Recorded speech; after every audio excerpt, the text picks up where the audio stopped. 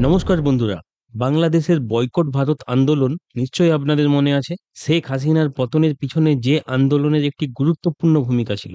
কিন্তু হাসিনার পতনের ৯ মাস পরেও মোহাম্মদ ইউনূস বাংলাদেশে কোনো ভারতীয় পণ্য বয়কট করাতে পারেনি। কারণ বাংলাদেশ ভীষণভাবে ভারতীয় পণ্যের উপর নির্ভরশীল। উল্টে বাংলাদেশে আরও বেড়ে গিয়েছে ভারতীয় পণ্য আমদানি। ব্যর্থ হয়েছে বাংলাদেশের বয়কট ভারত আন্দোলন। কিন্তু এবার ভারত সরকারই পাকাপাকিভাবে শুরু করলো বয়কট বাংলাদেশ। বাংলাদেশের পণ্য ভারতে ঢোকার রাস্তা পাকাপাকিভাবে বন্ধ করে দিল ভারত সরকার। বাংলাদেশের বয়কট ভারত পুরোপুরি ব্যর্থ হলেও ভারতের বয়কট বাংলাদেশ কিন্তু সম্পূর্ণ সফল।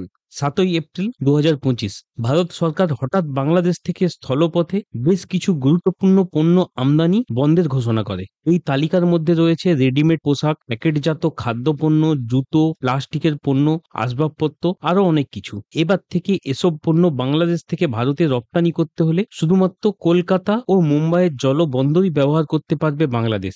এর ফলে প্রায় ৪,০০০ কিমির বেশি দূরের মুম্বাই সমুদ্র বন্দরে পণ্য রপ্তানির খরচ ও সময় কয়েক গুণ বেড়ে যাবে। আবার কলকাতা নদী বন্দরেও ব্যস্ততার কারণে সময় ও পরিবহন খরচ দুটোই বাড়বে। আর যদি বাংলাদেশের বন্দর পরিকাঠামো দেখি, সেখানেও হঠাৎ করে চাপ বাড়বে, যা সামলাতে পারবে না বাংলাদেশ। কারণ রাতারাতি বন্দর পরিকাঠামো বাড়ানো কখনোই সম্ভব নয়। এর ফলে ভারতের বাজারে বাংলাদেশের পণ্যের দাম হু হু করে বেড়ে যাবে। ভারতের বাজার হারাবে বাংলাদেশের ব্যবসায়ীরা।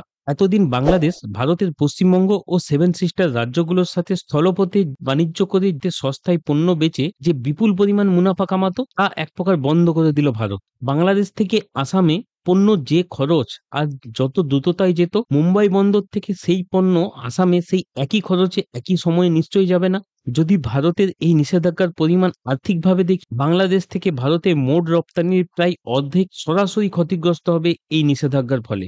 বাংলাদেশের পত্রিকার রিপোর্ট অনুযায়ী যার অর্থনৈতিক মূল্য প্রায় $১৫০ কোটি বেশি, বাংলাদেশি টাকায় প্রায় ২০,০০০ কোটি টাকা, যা বাংলাদেশের জন্য বিরাট বড় একটি অর্থনৈতিক ধাক্কা।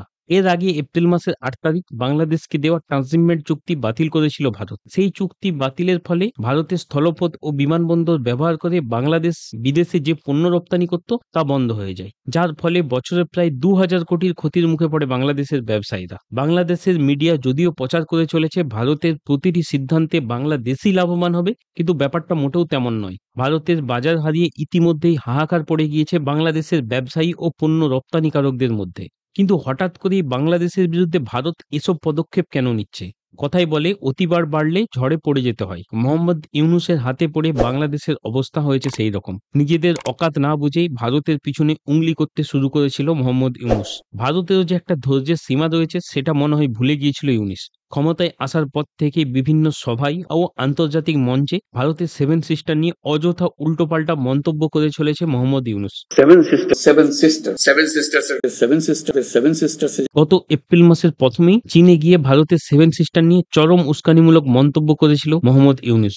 তারপরেই ভারত বাতিল করেছিল এই ট্রানজিটমেন্ট চুক্তি। সেই চুক্তি বাতিলের বদলা নিতে ভারত থেকে তুলো, সুতো, ফল ইত্যাদির মতো প্রায় ৩৫টি পণ্য আমদানির উপর পাল্টা নিষেধাজ্ঞা লাগিয়েছিল বাংলাদেশ। যদিও তাতে ভারতের থেকে বাংলাদেশেরই বেশি ক্ষতি হয়েছে। আর কিছুদিন আগেই নেপালের বিদেশমন্ত্রীর সামনেই ভারতের শিলিগুড়ি করিডোর নিয়ে একই রকম উস্কানিমূলক মন্তব্য করেছিল মোহাম্মদ ইউনূস। একই সাথে ভারতের শিলিগুড়ি করিডোরের খুব কাছেই বাংলাদেশের রংপুরে চীন ও পাকিস্তানের সামরিক বিমান ঘাঁটি বানানোর পরিকল্পনার কথা সামনে আসে, যা ভারতের নিরাপত্তার জন্য ভয়ঙ্কর হুমকি হতে পারে। আবার তুর্কির কথায় নেচে বাংলাদেশের রাজনৈতিক নেতা ও কর্মীরা আনুষ্ঠানিকভাবে গ্রেটার বাংলাদেশের মানচিত্র প্রকাশ করেছে, যাতে ভারতের বেশ কিছু এলাকাকে নিজের বলে দাবি করেছে বাংলাদেশ। কি মনে হয়, এগুলো কি মুখ বুজে মেনে নেবে ভারত? তাই ভারতের পেটের ভেতর থেকে ভারতের বিরুদ্ধে ষড়যন্ত্র ভারত আর সহ্য করবে না। ধীরে ধীরে টাইট দেওয়া শুরু করেছে। ইউনূসকে ভারত বোঝাতে শুরু করেছে তার ক্ষমতা। যারা আমার ভিডিও নিয়মিত দেখেন তারা জানেন, আমি বারবার বলেছি, ইউনূস কোনো নেতা নয়, উড়ে এসে জুড়ে বসা এক ভাম্মক। দেশ চালানোর ন্যূনতম অভিজ্ঞতাও নেই তার।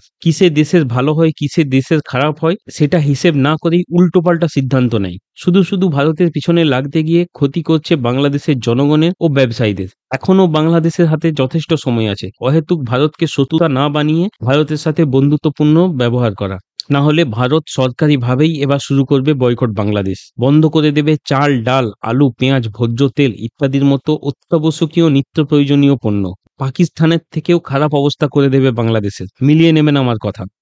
বন্ধুরা, ভিডিওটি কেমন লাগলো কমেন্ট করে অবশ্যই জানান। ভিডিওটি ভালো লাগলে লাইক করুন, শেয়ার করুন। এরকম আরো ভিডিও পেতে আমাদের চ্যানেলটি সাবস্ক্রাইব করুন। ভিডিওটি দেখার জন্য ধন্যবাদ।